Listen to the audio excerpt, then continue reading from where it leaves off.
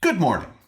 Today we are going to use a graph to answer some of the electric potential energy why questions I get from my students. Flippin' physics.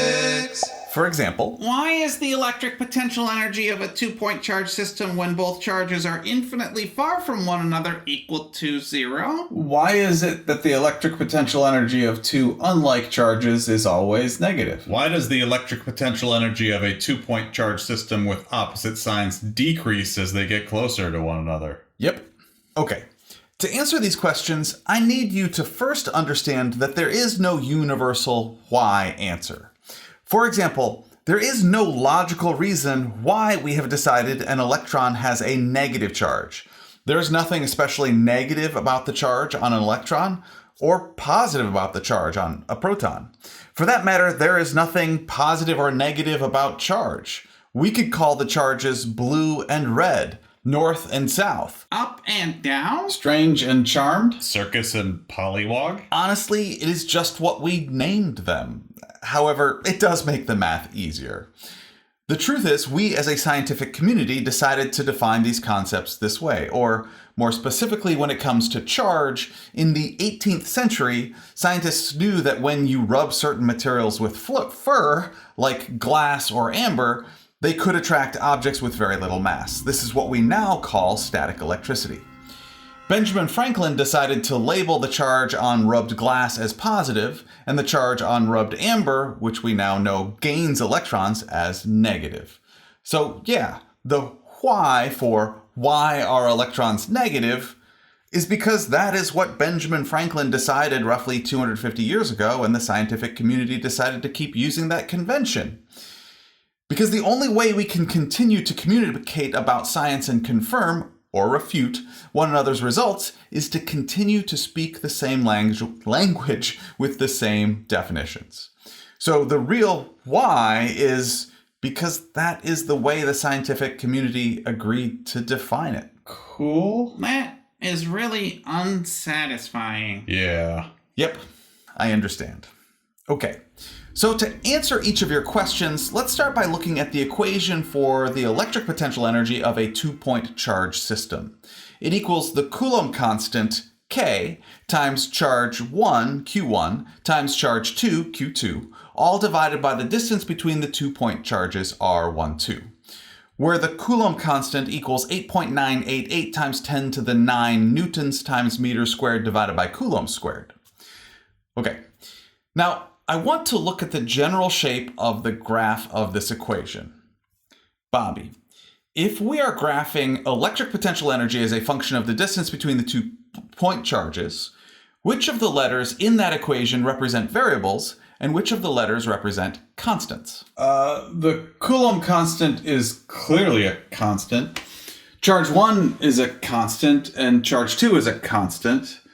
The distance between the two-point charges, well, we are graphing electric potential energy as a function of the distance between the two-point charges, so the distance between the two-point charges is going to be on the x-axis, so that is a variable. And electric potential energy is on the y-axis, so that is also a variable. Correct. That means to figure out what the shape of this curve looks like, we can replace electric potential energy with y, replace distance r1, 2 with x, and because the Coulomb constant, charge 1 and charge 2 are all constants, we can replace those with the number 1. That means the shape of this curve is y equals 1 over x, which looks like this. You can see the curve in blue in the first quadrant of the graph is what the curve looks like if the two charges have the same sign, resulting in positive electric potential energy. In other words, if both charge 1 and charge 2 are positive, the electric potential energy is positive. And if both charge 1 and charge 2 are negative, because negative 1 times negative 1 equals positive 1, the electric potential energy is also positive. Billy, describe what you see in the fourth quadrant in red. Absolutely. The red curve in the fourth quadrant of the graph is what the curve looks like if the two charges have opposite signs, resulting in negative electric potential energy. In other words, if charge 1 is positive and charge 2 is negative, or charge 1 is negative and charge 2 is positive, the electric potential energy is negative because negative 1 times positive 1 equals negative 1. So yeah, if the two-charge system is made up of two unlike charges, the system has negative electric potential energy as shown in the graph in red in the fourth quadrant. I thought the graph of y equals 1 over x looked like that, only instead of the red curve being in the fourth quadrant, that red curve was flipped over the vertical axis and was in the third quadrant. Am I wrong about that? The distance between the two charges, r1, 2, represents a real physical distance between two objects, so it cannot be a negative number. The distance between the two charges, by definition, has to be a positive number. So the electric potential energy curve cannot exist to the left of the vertical electric potential energy axis. Oh, and if the two charges are unlike charges, then the equation for electric potential energy ends up being negative, and the equation would be y equals negative 1 over x, which is how the curve can be in the fourth quadrant.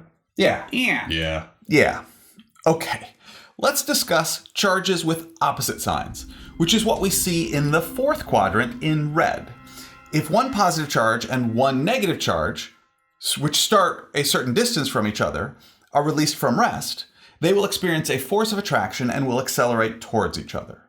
This will decrease their distance between them and decrease their electric potential energy, which moves them to the left on the graph. Hopefully this makes sense to you and your experiences, because an object with mass will tend to move downward toward the center of the Earth, decreasing the gravitational potential energy of the object Earth system. That is similar to what is happening here. The two-charge system will tend to move towards a lower electric potential energy state. Now, Bobby, please explain what you see for charges with like signs. The curve for charges with like signs is what we see in the first quadrant in blue. If both charges are positive or both charges are negative, and they start a certain distance from each other and are released from rest, they will experience a repulsive force and will accelerate away from each other. This will increase their distance between them and also decrease their electric potential energy, which moves them to the right on the graph. Correct. Notice again that the electric potential energy of the two-charge system will decrease. In other words, a two-charge system will, in the absence of external forces, accelerate towards the lowest electric potential energy state. Oh, right. Because when the two charges have the same sign, that lowest electric potential energy state is when the two charges are infinitely far from one another and the electric potential energy is equal to 0. And when the two charges have opposite signs, that lowest electric potential energy state is when the two charges are as close to each other as possible and their electric potential energy approaches negative infinity. Exactly. Now, let's return to your questions. Billy, what was your question? Why is the electric potential energy of a two-point charge system when both charges are infinitely far from one another equal to 0? I have two answers for this. One, because the scientific community agreed to define electric potential energy this way. Which is very unsatisfying. And two, if there is only one point charge, it cannot interact with any other point charge and therefore will have 0 electric potential energy. If we then add a second point charge an infinite distance from the first, they cannot interact, and therefore the two-point charge system will still have 0 electric potential energy. I like that better. You may like that better, however, both answers are correct. Okay. Bobby, what is your question? Why is it that the electric potential energy of two unlike charges is always negative? And what do you think the answer to that question is? Well, we know the electric potential energy of a two-point charge system can only be negative if the two-point charges have opposite signs. So the reason this system always has negative electric potential energy is because they, by definition, have 0 electric potential energy when they are infinitely far apart, and their electric potential energy decreases as they get closer to each other. Therefore, their electric potential energy is always negative. Well said, Bobby. And Bo, what was your question? Why does the electric potential energy of a two-point charge system with opposite signs decrease as they get closer to one another? And your answer? Sure. Let's go back to using what happens with mass as a good reference point. Nice. A mass dropped near the surface of a planet accelerates downward towards the center of the planet. That converts gravitational potential energy of the object planet system to kinetic energy of the system. So the same thing happens with a 2-point charge system with unlike charges. This is because 2-point charges with unlike charges are attracted to each other. In other words, as the two unlike charges accelerate towards one another, their electric potential energy decreases as it is converted to kinetic energy. Yes, thank you, Bo.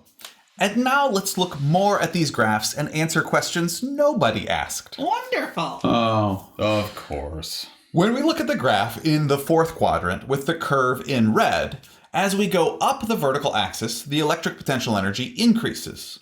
To do this requires that external forces do positive work on the system. These external forces push the unlike charges away from each other. Remember, unlike charges are attracted to one another.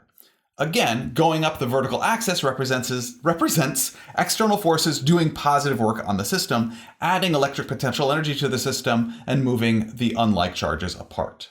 And as we continue going up the vertical axis, we switch to the first quadrant with the curve in blue and a 2-point charge system with same sign charges. In other words, now the two charges are repelled from each other. As we go up the vertical axis, the electric potential energy still increases. To do this still requires that our external forces do positive work on the system. These external forces push the like charges closer to each other.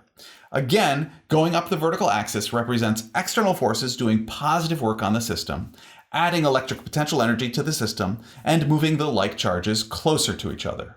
Billy, please talk about what happens when we go in the opposite direction down the vertical axis. Absolutely.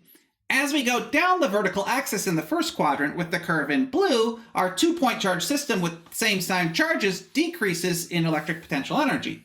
This is what happens when two like charges are released from rest close to each other. Their electric potential energy decreases and is converted to kinetic energy as the two particles move away from each other, eventually reaching zero electric potential energy when the two like point charges are infinitely far from each other. As we continue down the vertical axis in the fourth quadrant with the curve in red, our system is now 2-point charges with opposite signs which are attracted to each other. This is what happens when two unlike charges are released from rest at a very, very large distance from each other. Their electric potential energy decreases and is converted to kinetic energy as the two particles move closer to each other, eventually getting to where the two charges are as close to each other as possible and their electric potential energy approaches negative infinity. Well said. And I do have one last thing I want to talk about. Yay! Oh. Of course. Again. Let's pick a random point on the graph in the first quadrant with the curve in blue. Realize the 2-point charge system of like charges has the amount of positive electric potential energy shown on the vertical axis. And the two like point charges are the distance apart as shown on the horizontal axis. That amount of electric potential energy is equal to the amount of work necessary for external forces to move the charges at a constant velocity from infinitely far from each other to that distance apart. In other words, the external forces did that much work on the 2-point like charge system to put that much electric potential energy into the 2-point like charge system. And the reason that work is positive is because the external forces and displacements of the like charges have to be in the same direction for the external forces to move the like charges closer to each other. And when force and displacement are in the same direction in the work equation, the angle is 0 degrees and the cosine of 0 degrees is positive 1. And when we pick a random point on the graph in the fourth quadrant with the curve in red, realize the 2-point charge system of unlike charges has the amount of negative electric potential energy on the vertical axis, and the two unlike point charges are the distance apart as shown on the horizontal axis. That amount of electric potential energy is equal to the amount of work necessary for external forces to move the charges at a constant velocity from infinitely far from each other to that distance apart.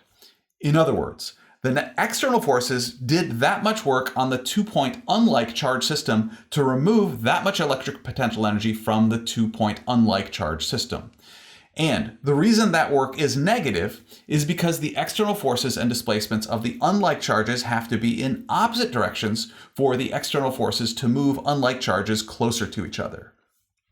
And when force and displacement are in opposite directions in the work equation, the angle is 180 degrees, and the cosine of 180 degrees is -1.